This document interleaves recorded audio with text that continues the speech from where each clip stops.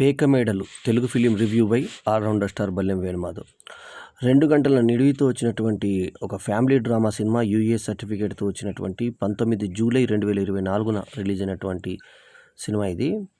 A slum dwelling domestic worker aims to shift to a middle class colony for a better future to his son. ఒక స్లమ్లో ఉండేటువంటి ఒక అతను తన కొడుకు భవిష్యత్తు కోసం ఒక మిడిల్ క్లాస్ ఇళ్లలోకి మారాలని అనుకుంటాడు. ఆ మిడిల్ క్లాస్ వ్యక్తిగా, అంటే మిడిల్ క్లాస్ కాదు, లోయర్ మిడిల్ క్లాస్ వ్యక్తిగా స్లమ్లో ఉండే, అంటే ఆ హీరోయిన్ స్లమ్ డాగ్ కూడా అనిపించుకుంటాడు. హీరోయిన్ అంటే అతనికి మధ్యలో కలిసే ఒక అఫైరు. సో ఆ పాత్రని రితికా శ్రీనివాస్ అద్భుతంగా పోషించగా, ఇక వినోద్ కిషన్ ఈ స్లమ్ డాగ్ పాత్రను పోషించాడు. ఇక అనూష కృష్ణ మధ్యతరగతి జీవితంలో ఉండేటువంటి ఒక గృహిణిగా నటించింది అనడం కన్నా జీవించింది అనడం మిన్న. ఆమె రూపురేఖలు, ఆమె కట్టుకున్న చీర, అవన్నీ కూడా మిడిల్ క్లాస్ జీవితంలో నిజంగా ఎలా ఉంటారో ఎగ్జాక్ట్గా అలాగే ఉండి అద్భుతంగా ఆమె పాత్రను పోషించింది. అట్లాగే జగన్ యోగిరాజు, మురళీధర్ గౌడ్, తర్వాత అనూష నీతుల, తర్వాత మనకి సునీత మనోహరు, శృతి మెహరు, గణేష్ తిప్పరాజు తదితరులు నటించినటువంటి ఈ సినిమాకి నీలగిరి మామిళ్ళ డైరెక్టర్ కాగా, రాకేష్ వర్రే నిర్మాత కాగా, స్మరణ్ సాయి మ్యూజిక్ అందించాడు. సృజన అడుసుమిల్లి లేడీ ఎడిటర్ అద్భుతమైన ఎడిటింగ్ని చేసింది. ముఖ్యంగా ఇందులో పోరాట సన్నివేశాలు, అంటే పోరాటం అంటే మీరు ఫైట్స్ అనుకునేరు, హీరో హీరోయిన్ మధ్య కొట్టుకునేటువంటి సన్నివేశాలు ఏవైతే ఉంటాయో నిజంగా పక్కింట్లోకి వెళ్ళి షూట్ చేశారు అన్నంత సహజంగా మరి అనూష కృష్ణను, తర్వాత వినోద్ కిషను యాక్ట్ చేసిన తీరు మనల్ని అసలు అబ్బురపరుస్తుంది. పబ్లిసిటీ కూడా పేకమేడలు ఎలా ఇచ్చారంటే, డబ్బులు ఊరికే రావు అంటూ మనకు లలిత జ్యువెలరీ యొక్క పబ్లిసిటీ లాగా ఆటోళ్ళకి వేశారు. డబ్బులు ఊరికే రావు, అందుకే అప్పులు చేయాలి అని చెప్పి హీరో మ్యానరిజం వినోద్ కిషన్ యొక్క సినిమాలోని అలవాటుని మనకు చూపించారు. సో ఈ 2 గంటలు అలా కదిలిపోయేటువంటి అద్భుతమైనటువంటి సినిమా నిజంగా అద్భుతమైన సినిమానే. ఎందుకంటే ఒక మిడిల్ క్లాస్ అతను ఒక బాగా ధనికురాలితోటి మూవ్ కావాలని చూస్తే ఆమెకి ఆల్రెడీ హస్బెండ్తో ప్రాబ్లం ఉంటుంది.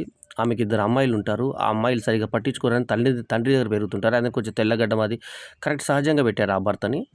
ఈ మిడిల్ క్లాస్ ఆమె ఈ వ్యక్తిని గోకే ప్రయత్నం చేస్తుంది. అంటే ఇతను ఆమెను గోకే ప్రయత్నం చేస్తాడు, ఆమె ఇతన్ని లోపలికి పిలిచేసి అతన్ని అలా మెల్లిగా సున్నితంగా సెక్స్ వైపు తుడిచేటువంటి ప్రయత్నం చేస్తుంది. ఈమె అన్నదమ్ములు ఇతన్ని కిడ్నాప్ చేసి బాగా కొడతారు వినోద్ కిషన్ని. ఆ తర్వాత బస్తీలో ఉండేటువంటి ఇతను స్లమ్లో ఉంటాడు కదా, ఆ పక్కన అంతా కనుక్కొని ఏం సంగతి ఏమైందని అంటే చెప్పలేడు. ఇటువంటి ఇబ్బందికర పరిస్థితుల్లో హీరోయిన్ ఏదైతే ఉన్నదో అనూష కృష్ణ తను ఒక టిఫిన్ సెంటర్ నడుపుకుందామని చెప్పేసి ఏదైతే ఒకటి కర్రీ పాయింట్ పెట్టుకుంటుంది. ఆ తర్వాత చివరిలో ఆ కర్రీ పాయింట్ డెవలప్ అయ్యి పెద్ద హోటల్గా మారడం, ఆ తర్వాత ఇతను ఇట్లాగే అప్పులు అవి చేస్తూ అందరితో మాటలు పడుతూ చివరికి పిచ్చోడు అయిపోవడంతో కథ ముగుస్తుంది. కాకపోతే కథలో ప్లస్ పాయింట్స్ ఏంటంటే న్యాచురాలిటీ అనేది ప్లస్ పాయింట్, మైనస్ పాయింట్స్ ఏంటంటే కరెక్ట్ కంక్లూజన్ లేకుండా ముగిసిపోయిందని అనిపించేది మైనస్ పాయింట్. ఈ సినిమాకు నేను ఇచ్చినటువంటి రేటింగ్ 3.75/5.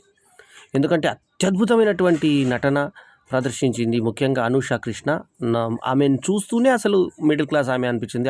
భర్తను చీత్కరించుకునే తీరు, పబ్లిక్లో భర్తను గల్లా పట్టుకునే సన్నివేశము, లాస్ట్కు మన ఈలపీటతోటి భర్తను చంపడానికి ట్రై చేసేటువంటి సన్నివేశం, వినోద్ కిషన్ కూడా కొట్టడము, నన్ను అందరి ముందు అవమానిస్తావే లంజదానా అని చెప్పేసి అందరిని తిట్టడం, కొట్టడం. ఆ తర్వాత ఈ రితికా శ్రీనివాస్ ఫోన్లో అక్కడ అవతల కనబడ్డము, ఎవరు అతను అని చెప్పేసి అంటే వాడేవాడే పోలీస్ కంప్లైంట్ ఇస్తానని చెప్పి భర్త అనే సన్నివేశాలు ఏవైతే ఉంటాయో చాలా సహజంగా. మొత్తానికి మనం ఈ సినిమాకి పెట్టిన టికెట్కి వీళ్ళిద్దరు కొట్టుకునే సన్నివేశం ఒకటి ఉంది. 6 నిమిషాలు కొట్టుకుంటారు వినోద్ కిషన్ను తర్వాత అనూష కృష్ణలు. నిజంగా భార్యాభర్తలు పక్కింట్లో కొట్లాడుకుంటున్నారేమో అనుకునేంత సహజంగా కొట్టుకుంటారు. అక్కడే ఒక చిన్న బాబు, వాళ్ళ కొడుకు టింకు అని ఉంటాడు, అతను శ్మశానానికి వెళ్ళాడని చెప్పినప్పుడు స్కూల్ మానేసి అక్కడ పత్తాలాడుగు వాళ్ళతో ఉన్నప్పుడు సన్నివేశంలో కూడా ఈ అమ్మాయి వెళ్తూ ఉంటే నిజంగా తాగుబోతులును ఆ తిరుగుబోతులు ఉండేటువంటి ఆ ప్లేస్లో ఈమె వెళ్ళినప్పుడు ఈమెను చూసే చూపులు, ఆమె అలా తలకాయ దించుకొని వాళ్ళ మందు నుంచి వెళ్తూ కొడుకును అక్కడి నుంచి తెచ్చుకునే సన్నివేశం ఎంత సహజంగా ఉందంటే అది నిజంగా సినిమాలాగా అనిపించదు మనకి. నిజంగా అక్కడ జరుగుతుందేమో అనిపిస్తుంది. అట్లాగే వినోద్ కిషన్ను కూడా ఒకసారి బర్వాతలు చేసి ఆల్మోస్ట్ ఓన్లీ డ్రైయర్ మీద వదిలేసి కొట్టి వదిలేస్తారు. అంతకుముందు రియల్ ఎస్టేట్ బ్రోకరు ఇతనికి ఫోన్ చేసి నీకు పార్టీ ఉందని చెప్పడం కొంచెం అద్భుతంగా అనిపిస్తుంది. అంటే అది నిజంగా జరుగుతుందా అట్లా? అంటే అతనికి ఎట్లా తెలుసు వీళ్ళు కిడ్నాపర్స్ ఈయన ద్వారా ఎలా తీసుకొస్తారు అనే దానికి సహేతుకమైన కారణం చూపించలేదు. అదొకటి కొంచెం అసహజంగా అనిపించినా కూడా సరే ఆమె తరఫున కొట్టారు. మళ్ళీ ఆమె దిక్కు చూడొద్దంటే మళ్ళీ ఆమె కూడా ఆమె వీడియో చెప్తాడు. వీడియోలో నాకు తప్పైపోయింది అని అతనితో వీడియో చేసి బలవంతంగా అందరిలో ఫోకస్ చేస్తారు అతను నెగిటివ్గా. సో ఆ సన్నివేశంలో రితికా శ్రీనివాస్ మళ్ళీ ఇతను ఎందుకు వద్దంటుంది అనే దానికి కూడా సరిగా అయిన క్లారిఫికేషన్ లేదు. చిచి నువ్వు స్లమ్ డాగ్వి నాకు వద్దు అంటుంది. ఎందుకు వద్దన్నది? వాళ్ళు కొట్టంగానే ఈమె ఎందుకు వద్దనేది? ఆ వీడియో బలవంతంగా కొట్టి చేయించుకున్నారు కదా.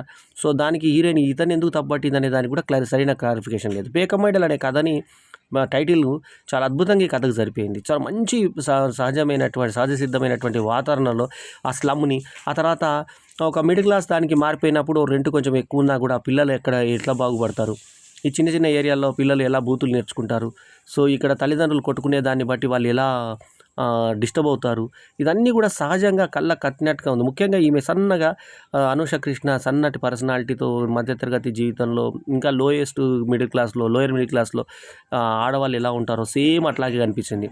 ఒక ముస్లిం అతను ఈమెకి సహాయం చేస్తాడు 50,000.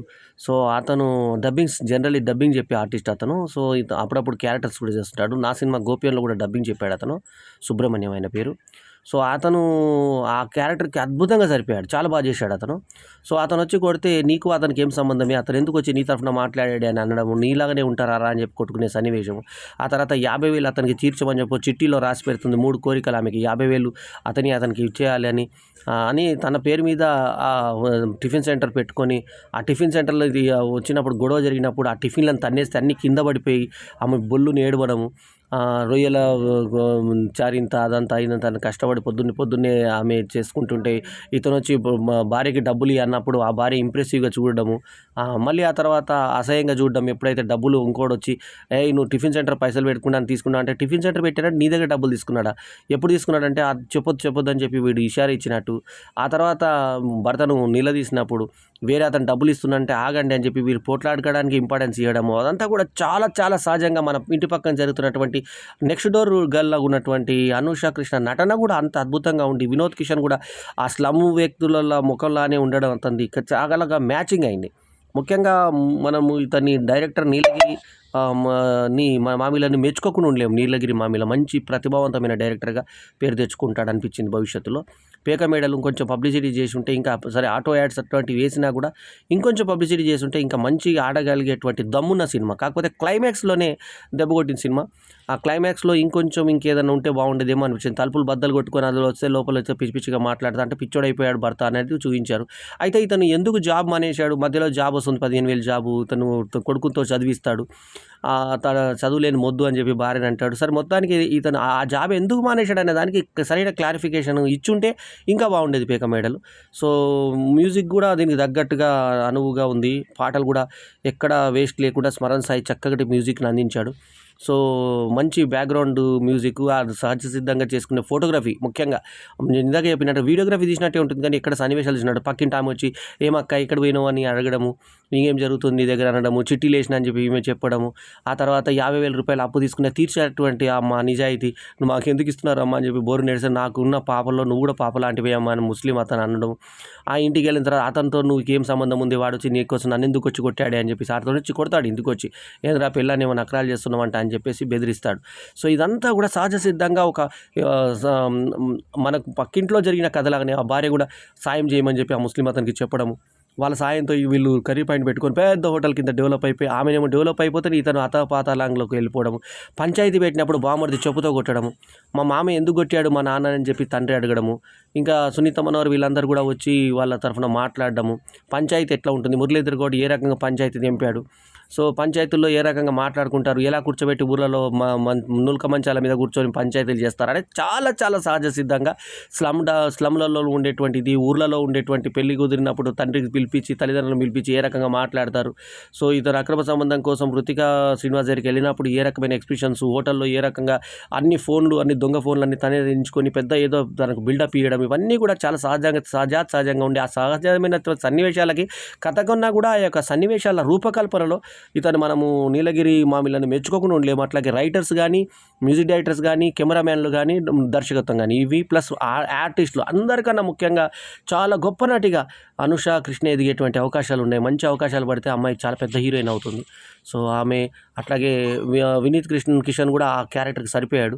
సో రితికా శ్రీనివాస్ కూడా తనకు వచ్చిన పాత్రను అద్భుతంగా చేసింది. అట్లాగే మధ్యలో ఈ కొట్టేటువంటి తాగుబోతులు తీసుకెళ్ళి అతన్ని కొట్టేటువంటి సన్నివేశం కూడా యాక్ట్ చేసినటువంటి వ్యక్తులు కూడా ఆమె తమ్ముళ్ళుగా, రితికా శ్రీనివాస్ తమ్ముళ్ళుగా ఎవరైతే ఉన్నారో, మా బాబు కోసం మీకు లైన్ వేస్తున్నావు అంట కదా అని చెప్పి వాళ్ళ తమ్ముళ్ళు కొట్టడం అనే సన్నివేశం కూడా చాలా బాగుంది.